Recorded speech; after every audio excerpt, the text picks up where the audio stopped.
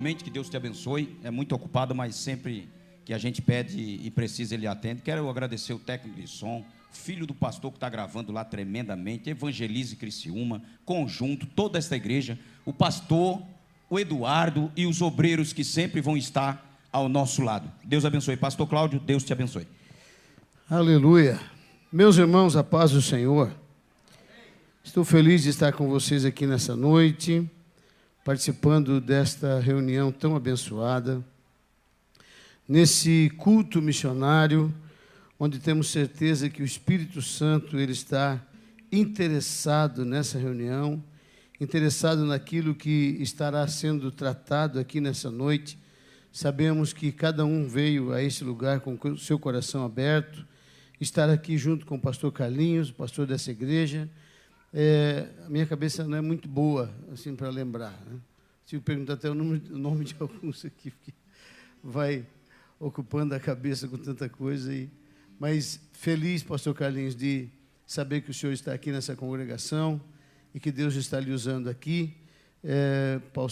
Também o evangelista irmão Saldeli, né?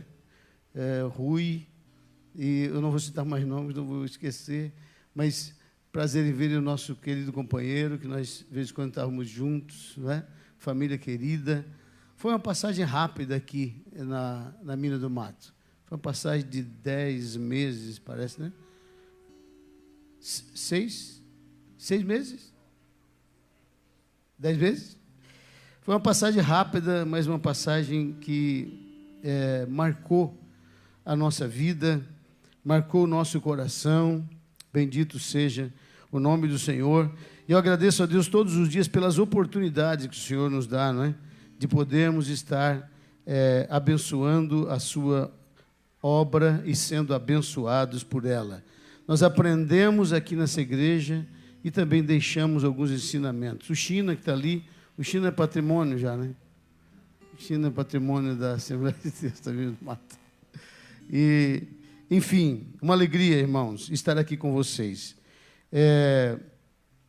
Nós vamos, nessa noite, meditar um pouco na palavra de Deus.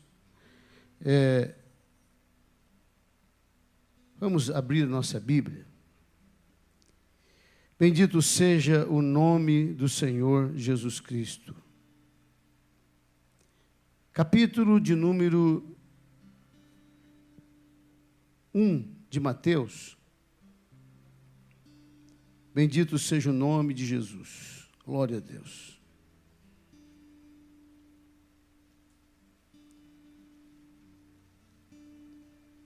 Vamos ler. Versículo 1 diz, versículo 18 melhor.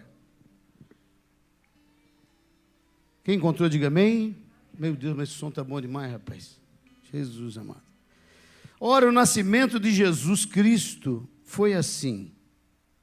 Estando Maria, sua mãe, desposada com José, sem que tivesse antes coabitado, achou-se grávida pelo Espírito Santo. Amém? Também abra sua Bíblia em Lucas capítulo 2, versículo 1, versículo 3 e até o versículo 7. Vamos ler esses versículos aqui para nós meditarmos. Diz a Bíblia, verso 1 do capítulo 2 de Lucas diz: naqueles dias foi publicado um decreto de César Augusto, convocando toda a população do império para recensear-se. Versículo 3. Todos iam alistar-se, cada um à sua própria cidade. José também subiu da Galileia, da cidade de Nazaré para a Judéia, a cidade de Davi, chamada Belém, por ser ele da casa e família de Davi, a fim de alistar-se com Maria, sua esposa, que estava grávida. Estando eles ali, aconteceu completarem-se-lhe os dias, e ela deu à luz o seu filho primogênito. Enfaixou-o e o deitou numa manjedoura, porque não havia lugar para eles na hospedaria. Amém, irmãos? Não é dia de Natal, pastor. Hoje não é dia de Natal. Para pregar sobre a manjedoura, sobre... Eu quero falar nessa noite para os irmãos sobre a fragilidade, a aparente fragilidade da obra missionária, da obra de Deus. Aparente fragilidade.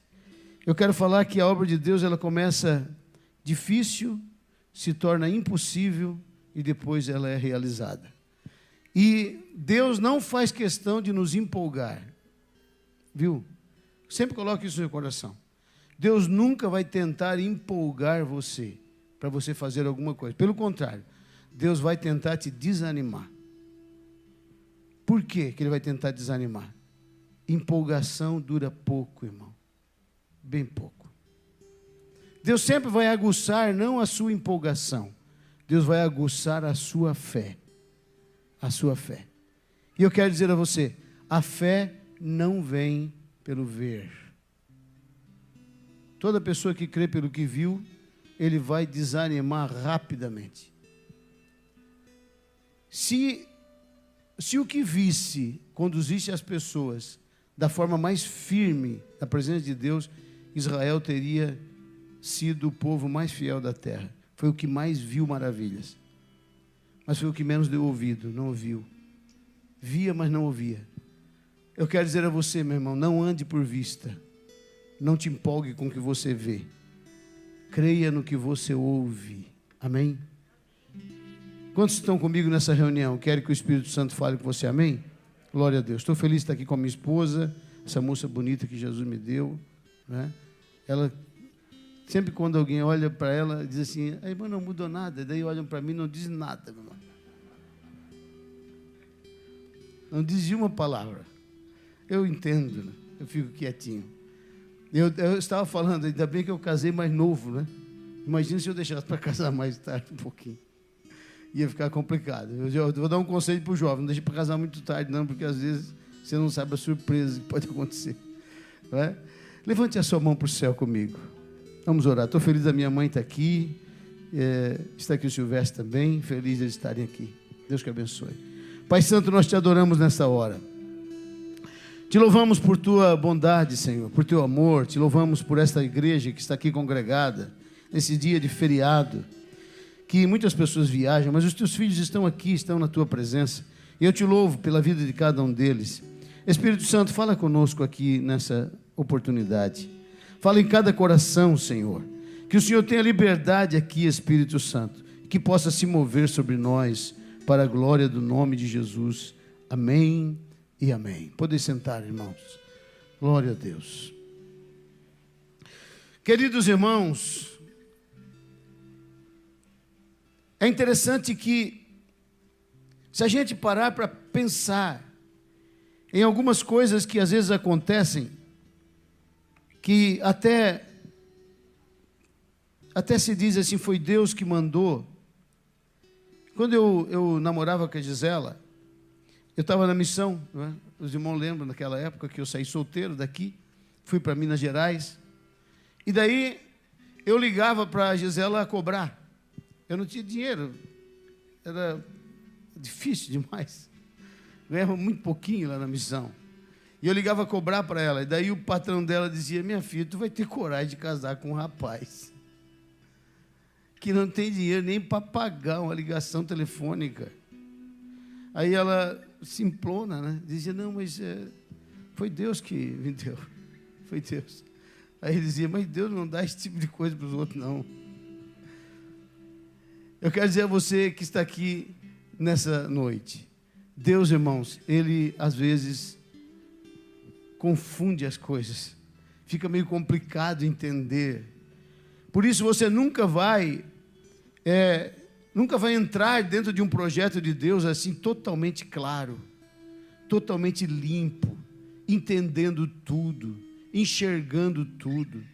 Minha mãe ficou tão chateada naquela época, que ela chegou a dizer para o pastor Oswaldo Lemos, pastor Oswaldo, tem tanta mãe que tem 5 filhos aqui, eu só tenho 2, eu tenho esse aqui que me ajuda a sustentar a casa, e tenho o meu pequenininho aqui que tinha 9 anos, por que Deus não pega um de uma casa onde tem bastante filho?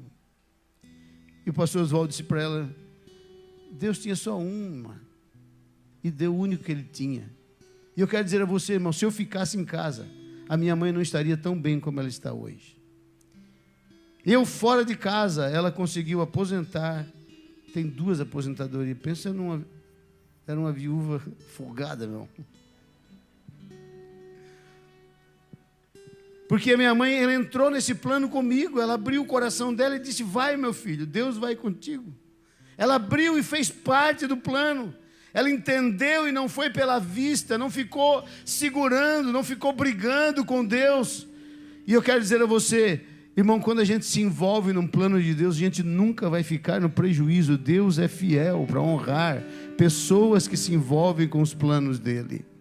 Se nós pararmos para imaginar e pensar aqui a respeito do nascimento de Jesus, o nascimento de Jesus foi projetado na eternidade.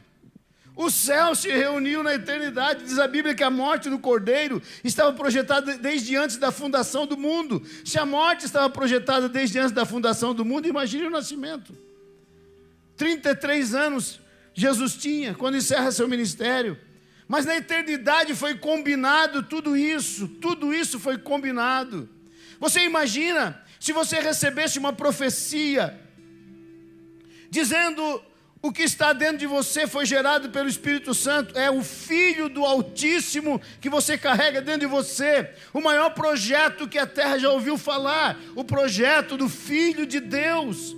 A história conta que houve muitas mulheres que, ao engravidarem, diziam que estavam grávidas do Messias, para não serem apedrejadas, para não serem maltratadas. Muitas mulheres, a história diz, o problema não é dizer que está grávida do Messias, o problema é que o Messias ser Messias é que era difícil.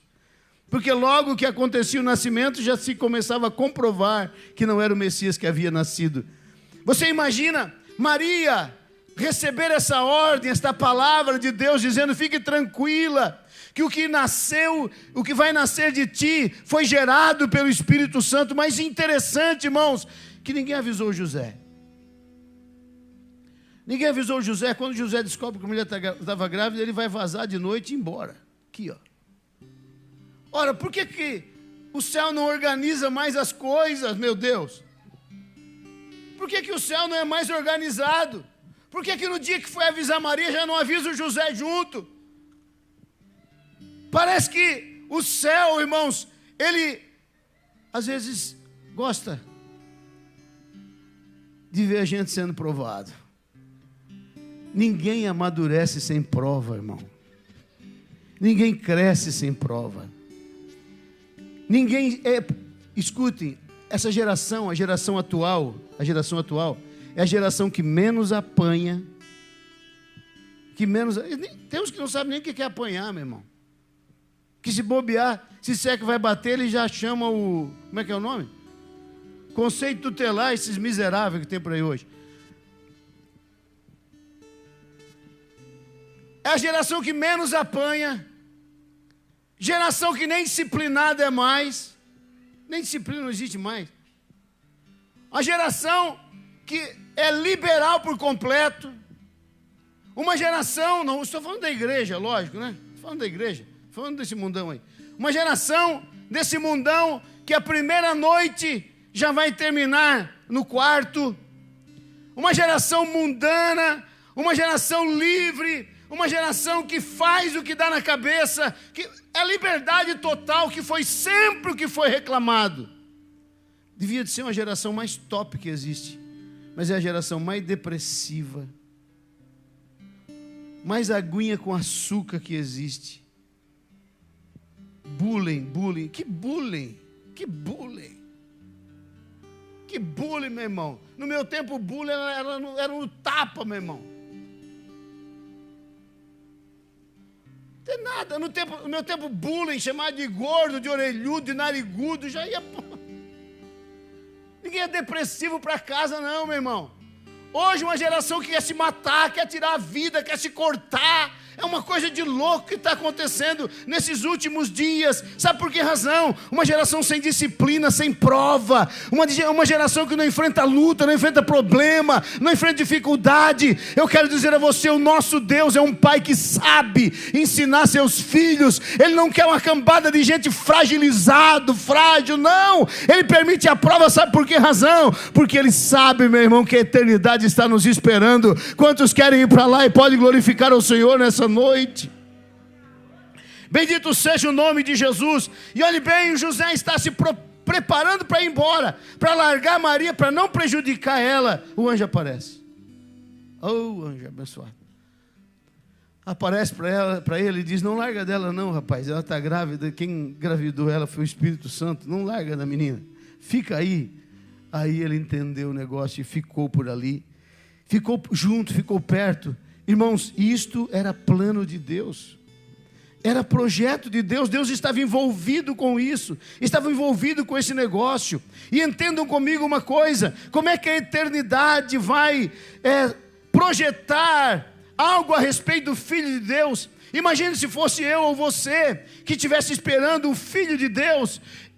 Primeiro eu já iria dizer: Senhor, um bercinho de qualidade, né, Senhor? Um berço de marca boa, Senhor, de preferência. Eu quero que seja tratado no hospital particular aqui de Criciúma, no melhor hospital, Senhor, o melhor médico, de preferência até. Eu nem quero sentir dor, que seja cesárea, porque o Filho de Deus nem merece sentir dor. Irmãos, nós estaríamos escolhendo as melhores coisas. O problema é que Maria estava envolvendo num plano, irmão, que Deus só disse por cima. Deus só fala por alto, Deus não diz tudo, meu irmão. Deus não fala por alto. O próprio Jeremias disse assim: tu me enganou, Senhor. Tu me enganou.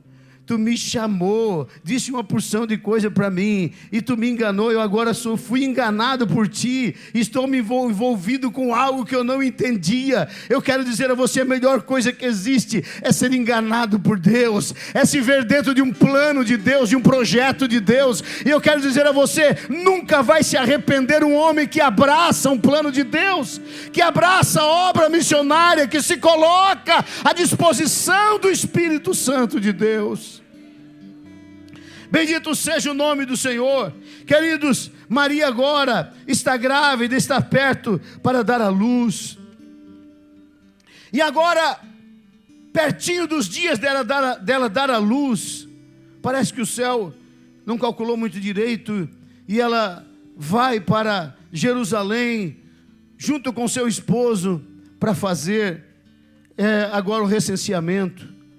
Por certo, Maria pensava: meu filho vai nascer em Nazaré, onde eu moro. Vai nascer lá. Talvez faltou eles ler um pouco a Bíblia, né? Que o Messias não viria de Nazaré.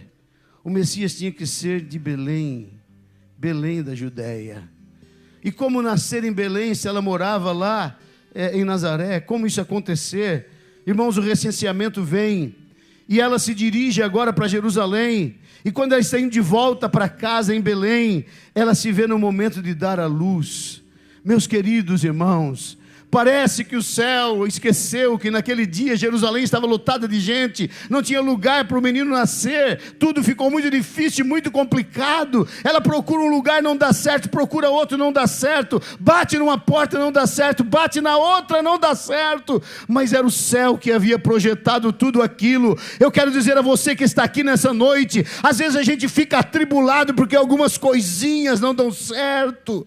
Já queremos desistir, abandonar ministério, abandonar chamada, abandonar obra, abandonar tudo, porque algumas coisas não dão certo na nossa vida. Eu quero dizer a você, o maior projeto da história da humanidade parece que não ia dar certo também. Eu quero profetizar sobre a sua vida, coisas que parecem que não vão dar certo, não quer dizer que não vão dar. Não quer dizer que não vai dar, meu irmão. Olhe bem, naquela noite, na noite do nascimento do Messias, o maior missionário que a história já ouviu falar, o maior missionário que já pisou sobre a face da terra, parece que tudo estava dando errado. Parece que tudo estava dando errado. Eu quero profetizar sobre a vida de pessoas que vieram aqui a esta reunião essa noite. O céu, irmãos, Ele não projetou a nossa vida como um quebra-cabeça, que todas as peças da sua mão vão se encaixar na hora que você quiser. Não. Você vai andar às vezes muito tempo com uma peça na mão que não encaixa em lugar nenhum, meu irmão. Você vai andar muito tempo com essa peça na mão, olhando em todas as direções e dizendo: Deus, onde isso encaixa? Onde isso cabe? Não cabe em lugar nenhum. Já tentei colocar em tudo que é lugar e não dá certo em lugar nenhum. Eu quero dizer a você: o quebra-cabeça não somos nós que montamos, o quebra-cabeça é Ele que monta, meu irmão. Essa peça que você anda com ela na mão, sem se encaixar em lugar nenhum, não é você que vai encaixar ela, é Ele que vai encaixar ela, e tem a hora certa para isso acontecer. Urabacalabachandaraia. Meus queridos irmãos, esse projeto de Deus, ele não começa na terra, ele começa no céu. A combinação de todas as promessas foram feitas no céu. Profetas foram envolvidos nisto. Homens que não tinham noção do que estavam falando, não tinham noção do que estavam profetizando, não sabiam exatamente o que se tratava esses assuntos, esses temas. Será que Isaías tinha clareza quando ele dizia: um menino vos nasceu, um filho se nos deu, o principado está sobre seus ombros, e o seu nome será maravilhoso, conselheiro, Deus forte, Pai da eternidade, príncipe da paz? Será, meu irmão, que Isaías tinha noção do que estava profetizando? Eu quero dizer a você que a maior parte desses profetas, eles não viam claramente aquilo que estavam profetizando. Mas eu quero dizer a você, quando nós lemos este texto bíblico, nós vimos que estes homens estavam caminhando bem na frente da sua geração. Eles estavam caminhando em outro tempo, em um tempo que o corpo deles não alcançaria. É a mesma coisa de nós hoje analisarmos o que estamos vivendo, a realidade que está acontecendo conosco. Eu quero dizer a você, meu irmão, que nós somos fruto de uma geração que orou, que buscou, que clamou, que evangelizou, que pregou, que saiu de porta em porta, que desafiou, que jejuou. Uma geração, meu irmão, que foi, que avançou adiante e que não se deixou abalar. Talvez hoje é fácil, você aceita Jesus, é aplaudido, você aceita Jesus, talvez tenha apoio de algumas pessoas, mas teve um tempo que aceitar Jesus talvez era tão complicado, porque as coisas ficavam dificultosas em casa, dificultosas entre os amigos. Mas quando você está hoje no meio de uma geração, segundo agora estudos do IBGE, 38% dos jovens do Brasil são evangélicos, servem a Deus. Isso, irmãos, é avivamento, isto é promessa de Deus, de dois homens doidos que saíram dos Estados Unidos para vir ao Brasil, sem falar essa língua, simplesmente por uma visão no mapa, onde estava escrito naquele mapa Pará. Meu irmão, para quem não entende a voz do Espírito, Pará pode significar pouca coisa, mas para quem conhece o Espírito Santo, Deus não precisa brigar muito com ele. E eu espero que nessa noite você esteja pregando para pessoas que o Espírito Santo não precisa discutir muito com você, porque você se rende fácil ao que ele fala, se rende fácil ao que ele diz. Esses dois homens que abalaram esta nação com o Evangelho, que vieram para essa nação por um chamado de Deus, não tiveram muita clareza, porque na verdade, se eles parassem um pouco para pensar, sobre providência, sobre recursos, eles nunca teriam saído de lá, porque até a passagem dele teve que ser financiada por alguém, porque eles não tinham dinheiro nem para vir para cá. Foram para o porto sem ter dinheiro, e lá o Espírito Santo levantou alguém para pagar a passagem deles, para eles virem para essa nação. Será que o Deus que nós servimos, irmãos, o dono do ouro e da prata, será que esse Deus não poderia colocar na conta deles um saldo bem mais gordo, bem mais fácil deles trabalharem? Não, irmãos, primeiro as coisas ficam difíceis, depois impossíveis, e depois Deus faz. Eu quero dizer que esse Deus continua o mesmo. Ele continua o mesmo, fazendo coisas inacreditáveis, que só se envolve quem crê. O envolvimento é por fé, meu irmão. Aleluia. Queridos, quanta coisa começou no céu e nós não sabemos. Nomes que passaram pelo trono de Deus e não sabemos. Vidas que estão aqui, mas foram projetadas no céu e não sabemos. Quem vê, meu irmão, o momento pode até pensar que foi feito de última hora, que foi feito agora, que não teve organização, que não teve Deus por trás disso. Quantas coisas que são duvidosas, que as pessoas duvidam que Deus está por trás daquilo. Se nós pararmos para pensar, a gente não tem muito o que provar, não temos muito o que mostrar. Se formos parar, por exemplo, para analisar a fragilidade de alguns homens, como foi o caso de Moisés. Moisés disse ao Senhor, respondeu Moisés: mas eis que não crerão nem acreditarão na minha voz, pois dirão: o Senhor não te apareceu. Perguntou-lhe o Senhor: que é isso que tens na tua mão? E ele respondeu: uma vara. Senhor, quando eu chegar lá e disser que tu encontrou comigo, eles vão dizer que não encontrou. Nem sempre fica marcas do encontro, nem sempre. A gente não tem como mostrar para alguém que passamos uma noite em oração, ou que jejuou durante aquele dia. Não tem como você mostrar que há algo a mais de Deus por trás de você, te respaldando e dizendo: vai, porque eu sou contigo. Irmão, as pessoas não são obrigadas a acreditar que Deus é com você. Agora eu sou obrigado a crer que Deus é comigo, meu irmão.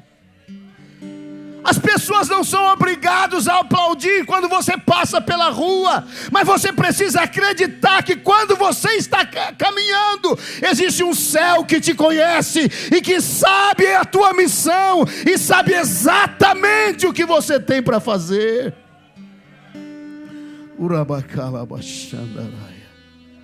Meus queridos irmãos, imaginem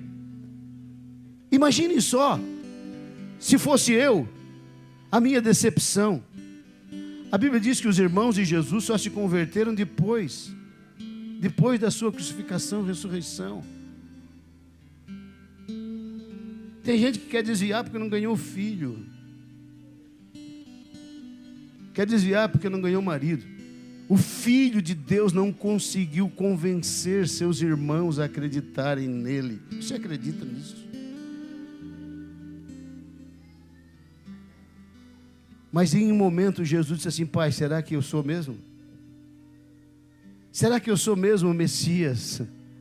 Será que eu sou mesmo enviado? Será que eu sou mesmo isso que todos falam? Será que eu sou esse homem que a Bíblia fala a meu respeito?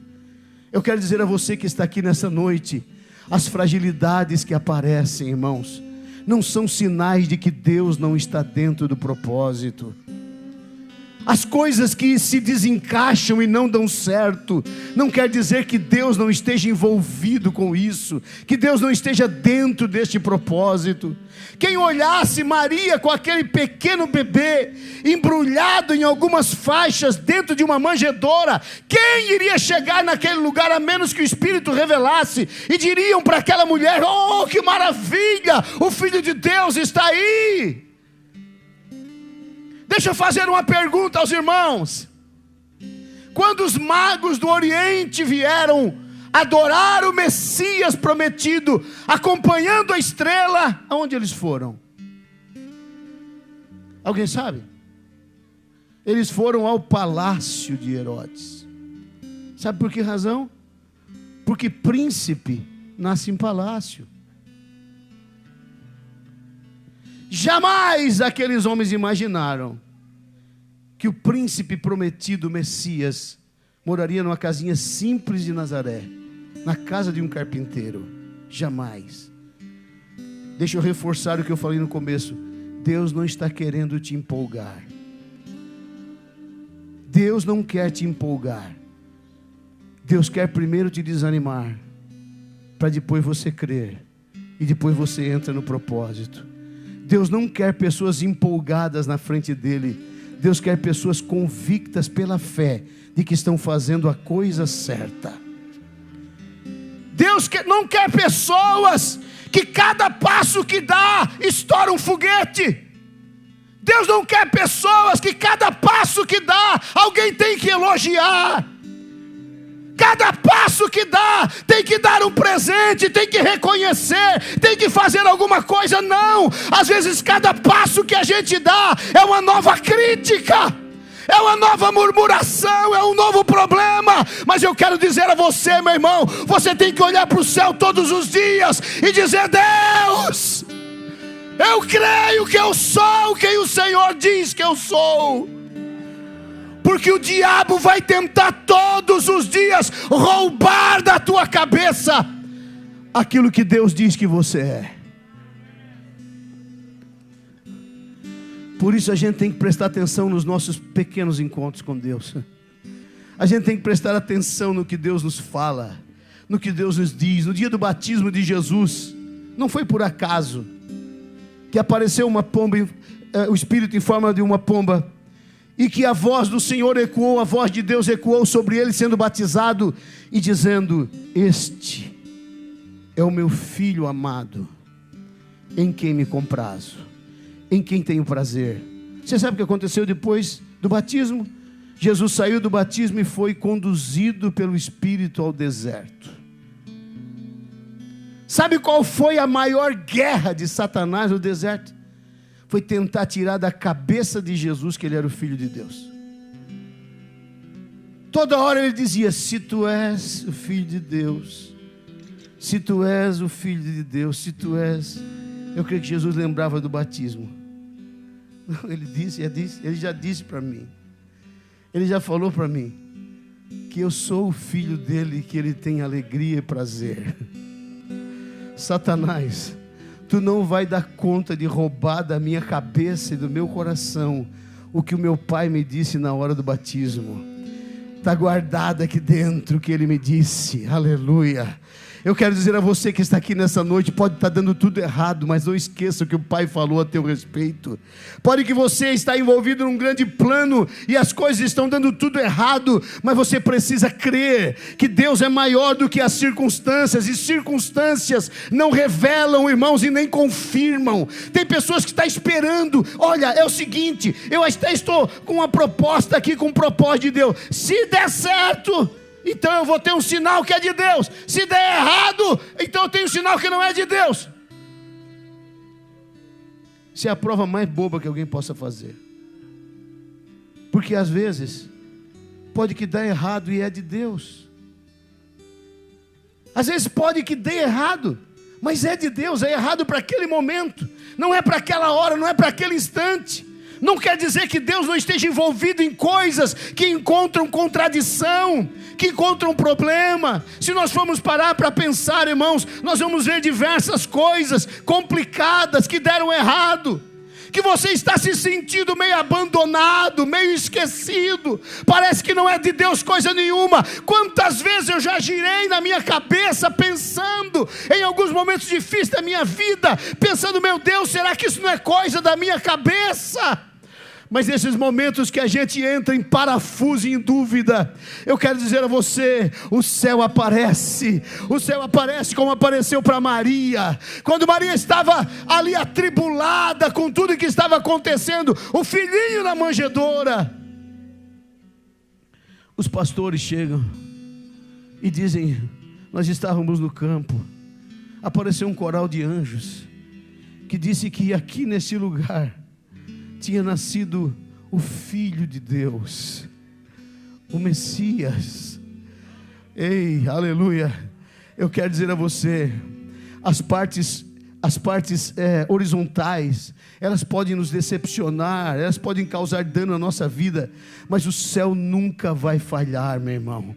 O céu nunca falha, o céu é fiel, o céu é tremendo, o céu usa, o céu se move, o céu se mobiliza, é uma coisa extraordinária, vem de onde você não esperava, vem de onde você acha que nunca viria, é onde vem as coisas, de onde você não esperava de forma alguma. Eu me lembro em tempos difíceis de nossa vida e de nossa missão, tempos complexos, de provas e dificuldades, quando nós vivíamos, irmãos, comprando às vezes a prestação, a nossa compra do mês, a comida era comprada parcelada. Mas eu me lembro de ocasiões em que o amor de Deus se revelou tão grande, tão grande. Sabe aquele dia que você se sente tão amado por Deus, que você diz assim: meu Deus, pode vir o que vier, não tem como eu desistir desse propósito, desse projeto de Deus. Eu me lembro um dia que nós estávamos lá em Brasília, estava em Brasília pregando em um trabalho, e eu tinha um terno que eu botava secar para usar depois. Tempos difíceis, os ternos surradinhos para pregar em trabalho era só um, e os outros eu usava lá na roça, lá em Minas. E eu estava nesse dia em um culto de missões, em uma manhã missionária. Passou um irmão lá com um terno, mas pensa num terno bonito. Eu olhei para aquele terno e eu pensei comigo: meu Deus, esse terno ia ficar muito bonito em mim, ia ficar muito top. E fiquei olhando aquela cena, e o irmão andando para lá e para cá, para lá e para cá. De repente, aquele irmão começa a chorar e olha na minha direção. Eu não sei se era choro de alegria ou de tristeza, mas ele começou a chorar. E olhava para mim, foi desabituando o paletó e veio vindo na minha direção. Quando ele veio chegando perto de mim, ele disse: irmão, eu estava ali agora caminhando, e o Espírito Santo falou muito forte dentro de mim e disse: filho, tu não comprou esse terno para mim, tu comprou para o meu filho, para o meu missionário, para o meu servo. E pastor, eu estou aqui entregando esse terno para o Senhor. É a primeira vez que eu estou usando hoje, nessa manhã, e eu estou entregando para você. Eu comecei a chorar naquela hora, porque eu não pedi para aquele irmão, eu apenas comuniquei um pensamento no ar. E eu quero dizer a você, quanto mais quebrado você estiver, às vezes pensamentos jogados no ar podem tocar o trono de Deus. Aleluia. Aquele homem olhou para mim e disse: à noite eu trago a calça, pastor. Ele trouxe a calça à noite, irmãos. Eu não fiz nem a bainha daquele terno. A bainha era do meu tamanho, o número era o meu número. Sabe por que razão? Porque Deus às vezes vê que a gente está quebrado, Ele diz: vou te dar uma força, filho, eu vou te dar uma injeção de ânimo aqui hoje. E quem sabe você veio aqui nessa noite com alguns desencontros, e o Espírito Santo te trouxe aqui para dizer: espera aí, não é porque está dando errado que eu não estou nesse negócio. Não é porque algumas coisas estão dando falhas que eu não estou nesse negócio.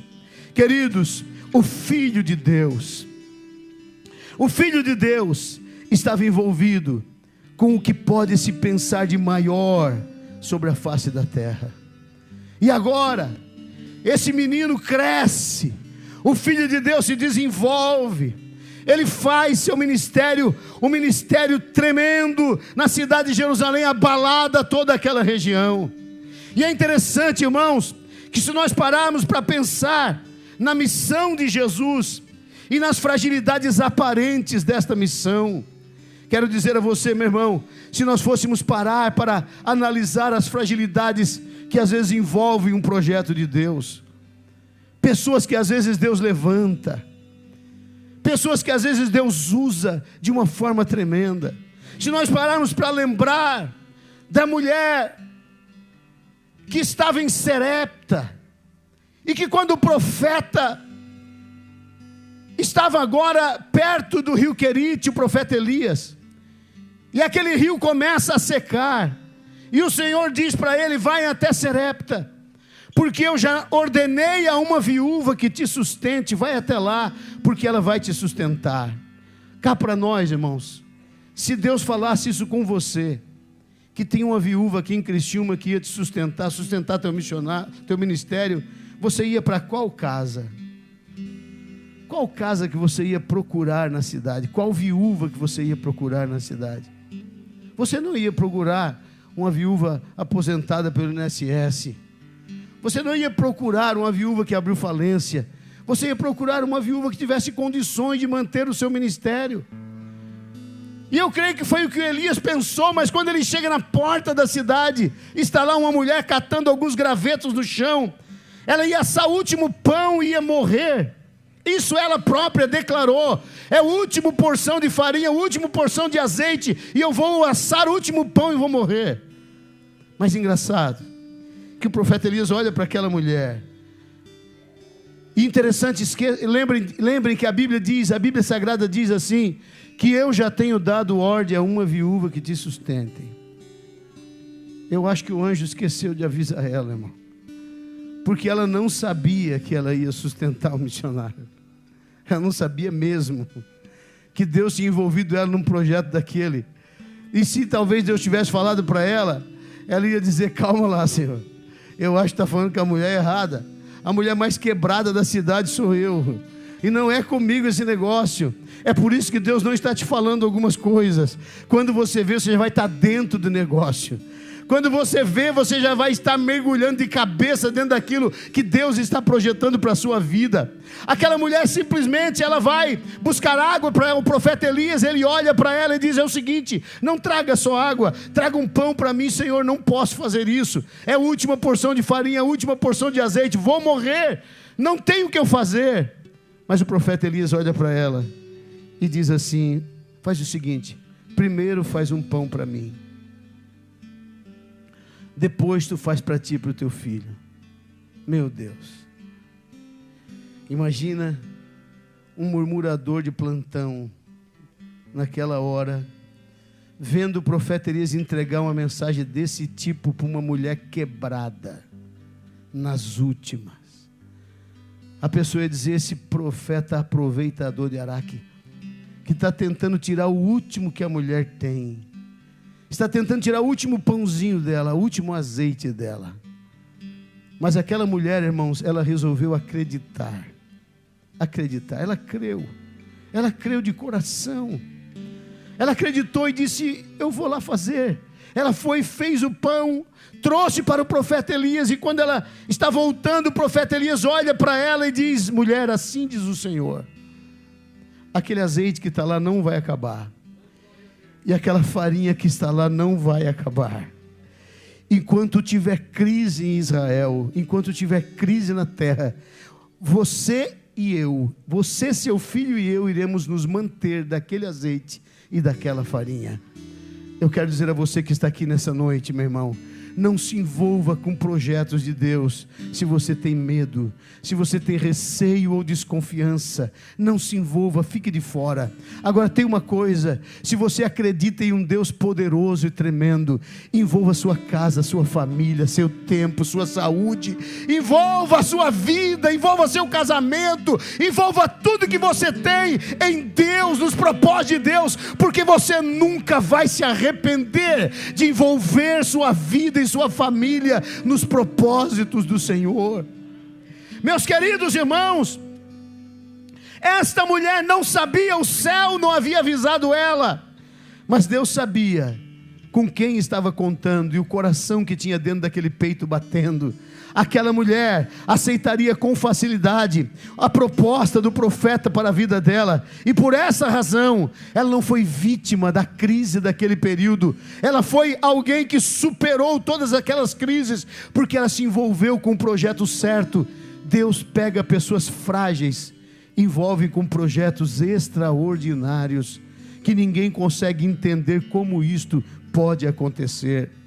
Eu quero terminar aqui, queridos, na vida de um homem chamado, até os detalhes, meus irmãos, existem detalhes que envolvem a vida de um homem e de uma mulher chamada, que você para pensar e diz, meu Deus, mas como Deus tem um cuidado tão especial.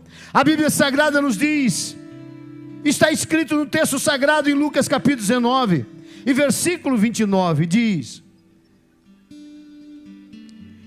e aconteceu que chegando perto de Betfagé e de Betânia, ao monte chamado das Oliveiras, mandou 2 de seus discípulos dizendo, ide à aldeia que está de fronte, e aí ao entrar achareis preso um jumentinho, e que nenhum homem ainda montou. Soltai-o e trazei-o, e se alguém vos perguntar por que vocês estão soltando ele, assim vocês vão dizer, porque o Senhor precisa dele. Amém? Irmãos, parece tão simples, né? Você ir, encontrar um jumento amarrado na cerca, beleza, tudo certo, sem problema nenhum, tranquilo, fácil de explicar. Mas Zacarias, capítulo 9, versículo 9, um profeta, talvez 600 anos atrás, 700 anos atrás, profetizou o seguinte: alegra-te muito, ó filha de Sião, exulta, ó filha de Jerusalém, eis que o teu rei virá a ti justo e salvador, pobre e montado sobre um jumento, sobre um jumentinho, filho de jumenta. 600 anos antes, Deus já estava dizendo que aquele jumento estaria naquela cerca, naquele horário, preparado para o seu filho. Estava já profetizado muito antes de qualquer coisa, qualquer fato, antes talvez até mesmo aquela cidade, haver aquela rua, talvez nem existia aquele lugar, mas Deus já havia preparado o ambiente anos e anos antes para aquele momento especial na vida de Jesus. Eu quero dizer para você que está aqui nessa noite, se 600 anos antes Deus se preocupou em profetizar sobre um jumentinho que estaria na cerca, será que não tem nada no céu sobre nós? Será que não tem nada no céu sobre você, sobre a sua casa, sobre a sua vida, sobre o seu chamado, sobre o plano de Deus com você, meu irmão? Eu tenho certeza que eu valho mais do que um jumento. Eu tenho certeza que o céu, meu irmão, tem alguma coisa determinada a meu respeito, e tem alguma coisa determinada a seu respeito. E é interessante, se nós pararmos para analisar, talvez quantos que não tentaram tomar esse jumento, levar esse jumento, mas o jumentinho de Jesus, ele foi preparado para ele. Diz a Bíblia que esse jumento ninguém montou, e esse jumento tinha uma senha que talvez se alguém tentasse tomar, não iria conseguir, porque tinha uma senha preparada, para que no momento que esse jumento estivesse sendo levado, a senha seria perguntada. Eu quero dizer a você que bênção de crente fiel tem senha, meu irmão. Propostas de Deus para gente fiel tem senha. Ninguém toma aquilo que é teu, ninguém toma aquilo que Deus preparou para você, ninguém toma aquilo que faz parte da sua vida, do seu ministério, da sua história, da sua família. Ninguém vai conseguir tomar. Naquele momento em que eles estão pegando o jumento, Jesus disse para eles: se não aparecer ninguém, traga o jumento, sem precisar da explicação. Mas se alguém aparecer, vocês digam ao dono do jumento, só digam assim: o Senhor precisa dele, porque ele vai entender. Quando eles estão pegando o jumento, o homem aparece, e ele pergunta: o que vocês querem com esse jumento? E eles disseram: o Senhor precisa dele. Naquele momento, irmãos, aleluia, naquele momento aquele homem entende que era a hora certa, o momento certo para aquele jumento ser levado da sua casa. Meus queridos, o céu tem preparado alguma coisa a seu respeito e a meu respeito que eu ainda não sei, mas eu tenho certeza de uma coisa: eu tenho muito mais valor do que aquele jumento que carregou Jesus naquele dia. E eu profetizo sobre a sua vida aqui nessa noite: existem momentos que foram preparados no céu, mesmo que pareçam que não estão muito organizados. Na vida de Jesus parece que as coisas não davam muito certo, mas eu quero dizer a você, tudo que o céu preparou, ninguém vai conseguir impedir de acontecer. Tudo que o céu preparou a seu respeito, a meu respeito, a nosso respeito, ninguém vai impedir de acontecer. Eu quero nessa noite dizer para você que está nessa reunião, eu não sei quais são as coisas que não estão dando certos na sua vida, mas eu quero dizer que o maior propósito que pode haver na vida de um homem e de uma mulher é se envolver com aquilo que Deus projetou para a vida dele, é estar envolvido, irmãos, com a obra missionária, com aquilo que diz respeito ao reino de Deus. A gente precisa prestar mais atenção a respeito do texto que diz: buscai primeiro o reino de Deus e a sua justiça, e as demais coisas vos serão acrescentadas. Eu quero nessa noite que você entenda: o céu convence pessoas a ajudar homens e mulheres que estão dentro do seu propósito, que estão dentro da sua vontade. Aquele jumentinho preparado por aquele homem, cuidado por aquele homem, estava preparado para o dia em que Jesus iria precisar.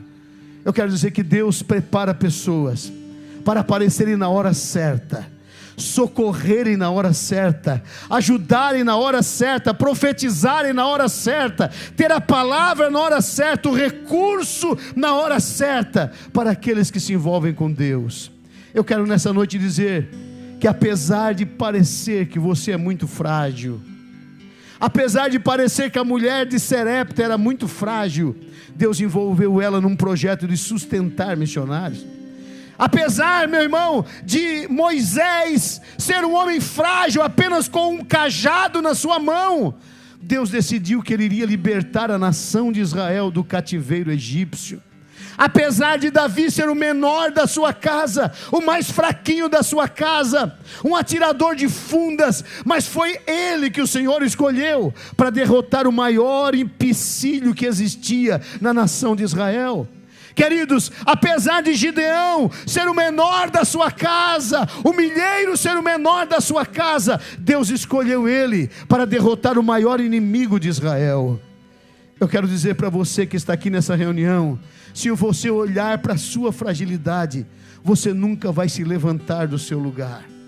Se você olhar para as suas questões pessoais, sua saúde, suas questões financeiras, se você olhar para as suas dificuldades, você nunca vai se mover em direção às promessas de Deus.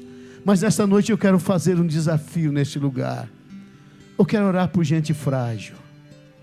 Eu quero orar por pessoas fragilizadas, por pessoas que se acham menor do que Deus fala, se acham menor do que as promessas que Deus faz.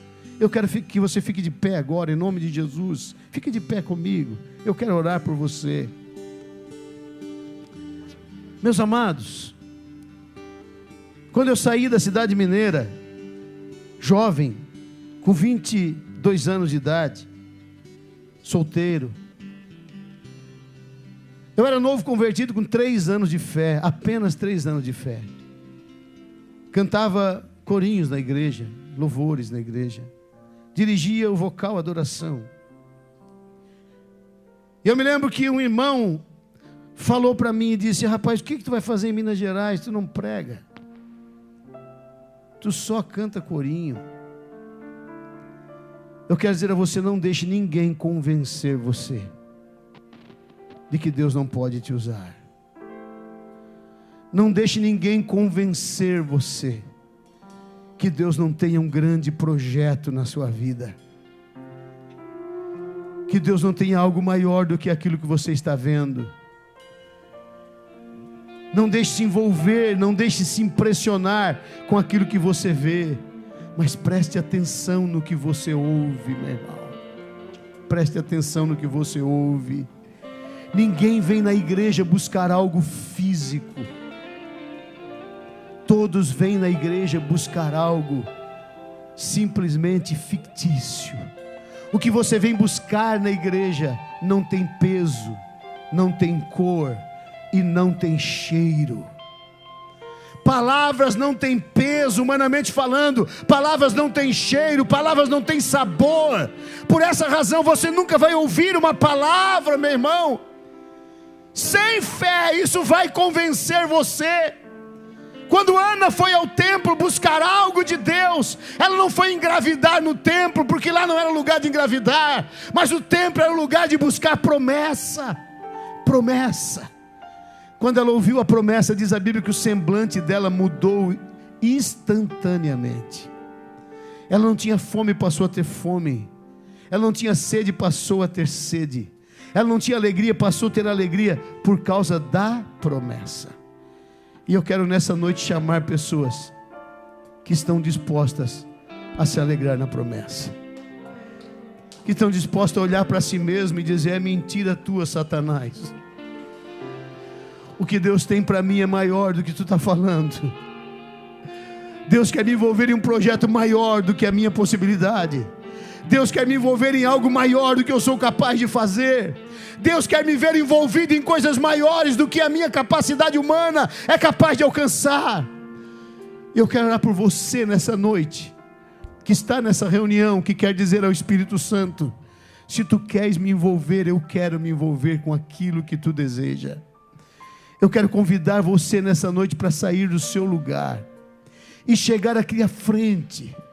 Você que quer dizer para você mesmo: Espírito Santo, eu não quero me enganar com aquilo que eu vejo, mas eu quero me envolver com aquilo que eu ouço. Eu não quero me enganar com as coisas que eu estou vendo na minha casa, com as coisas que eu estou vendo lá onde eu trabalho, com as coisas que eu estou vendo na minha família, mas eu quero me envolver com o que eu estou ouvindo aqui hoje. Eu quero me envolver com atos proféticos, com aquilo que é profetizado no templo. Em nome de Jesus. Eu não sei como está a tua casa, eu não sei como está a tua situação, sinceramente. Quando o céu falou sobre a viúva de Serepta, eu acho que ninguém foi lá espiar a casa da mulher, porque se alguém fosse espiar a casa da mulher, não tinha nem coragem de profetizar. Ninguém foi espiar a tua casa hoje. Eu quero dizer para você, o que Deus está te falando nessa noite, nessa reunião, não tem nada a ver com o que você está vivendo, tem a ver com o que Deus quer que você viva. Não tem nada a ver com a situação que você está enfrentando, tem a ver com o que Deus quer que você passe a viver, a partir do momento que você aceita o que Deus fala ao seu coração. Eu quero orar nessa noite. Aleluia. Eu sinto o Espírito Santo nessa reunião, dizendo a alguém que está aqui hoje: aleluia. Tem duas coisas a se fazer. Duas coisas: aceitar o que a minha cabeça diz, ou aceitar o que Deus está me dizendo. A cabeça da viúva de Serepta dizia para ela assim: é a última porção. A cabeça dela dizia: é o último azeite. A cabeça dela dizia: é a última farinha. Mas a voz profética dizia: tem sustento lá, aquilo não vai acabar, aquele azeite não vai acabar, aquele óleo não vai acabar, aquela farinha não vai acabar. E ela entrou numa guerra, mas ela resolveu crer no que ela ouvia e esquecer do que ela via. Esqueça o que você tem visto nesses últimos dias. Esqueça do que você tem visto nessas últimas semanas. Tire esta visão da frente dos teus olhos e deixa esta palavra profética produzir na frente dos seus olhos uma nova visão. A visão do que Deus está projetando para a sua vida. Não vai acontecer o que você está pensando, vai acontecer o que eu estou profetizando sobre a tua casa e sobre a tua vida, em nome de Jesus. Levante as suas mãos para o céu comigo, aleluia. Deixa eu cantar um louvor aqui.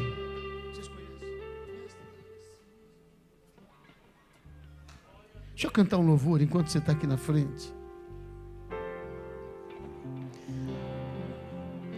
Mestre, eu preciso de um milagre. Transforma a minha vida, o meu estado. Faz tempo que eu não vejo a luz do dia. Estão tentando sepultar minha alegria, tentando ver meus sonhos cancelados. Lázaro ouviu a sua voz quando aquela pedra removeu. Depois de 4 dias ele reviveu. Mestre, não há outro que possa fazer aquilo que só o teu nome tem todo o poder. Eu preciso tanto de um milagre. Remove a minha pedra, me chama pelo nome, muda a minha história, ressuscita os meus sonhos, transforma a minha vida, me faz um milagre, me toca nessa hora, me chama para fora, ressuscita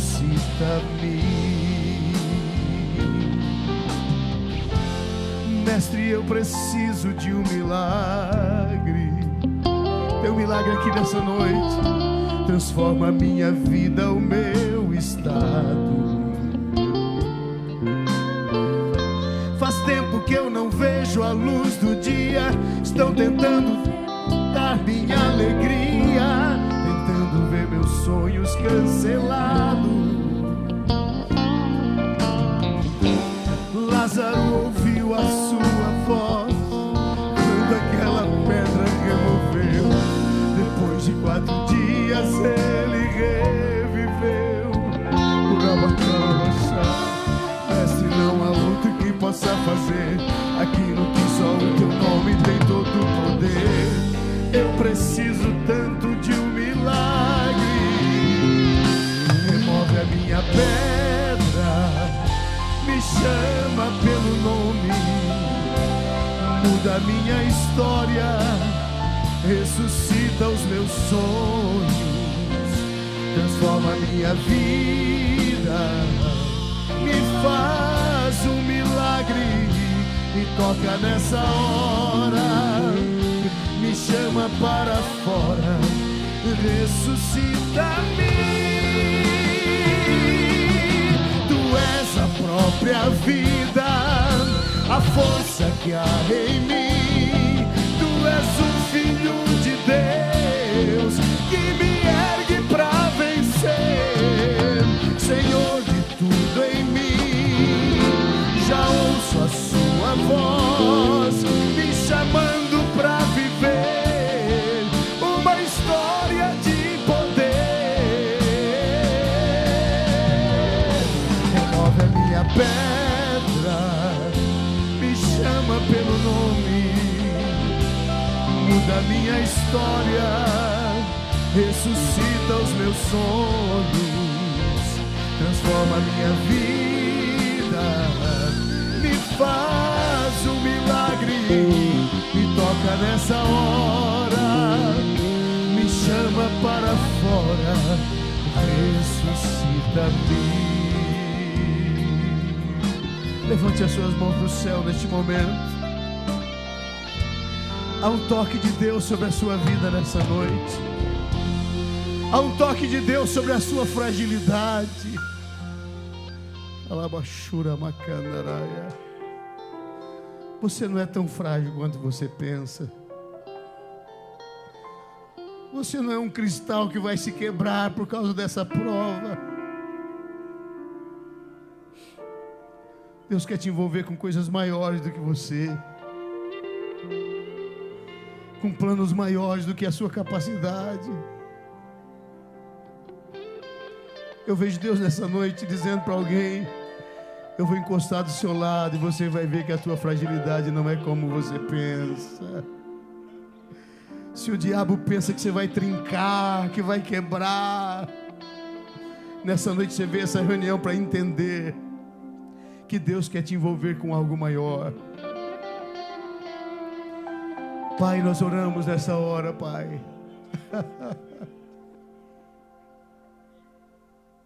Eu profetizo sobre essas vidas que estão neste lugar, Pai.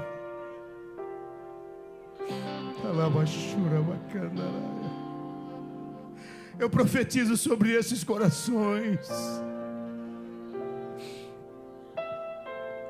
Deus, eu não sei o que o teu filho tem visto estes dias, mas se ele tem visto imagens que fazem ele se sentir cada vez mais fragilizado, se o cenário à sua volta lhe fragiliza, Senhor,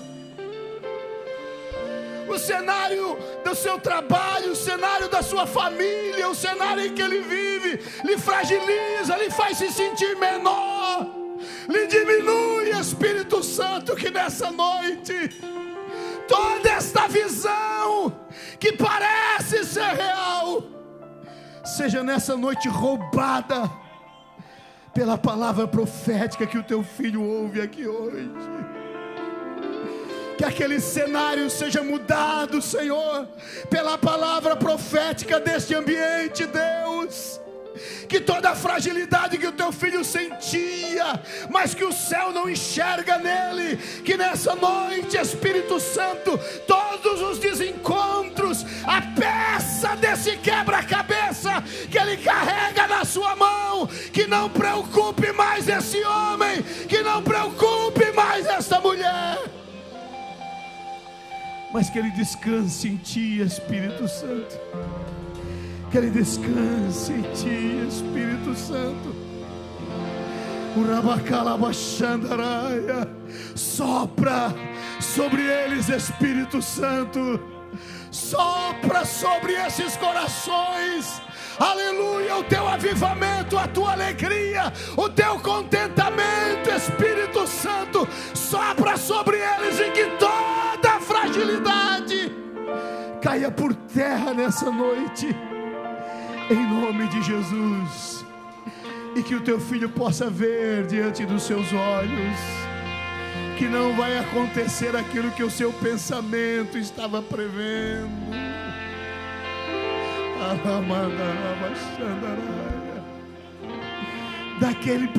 Daquela pequena porção sairá recurso, daquela pequena porção sairá algo para o projeto que o Senhor tem na vida dele. Aleluia, aquilo que estava desistindo nessa noite é reavivado por esta palavra.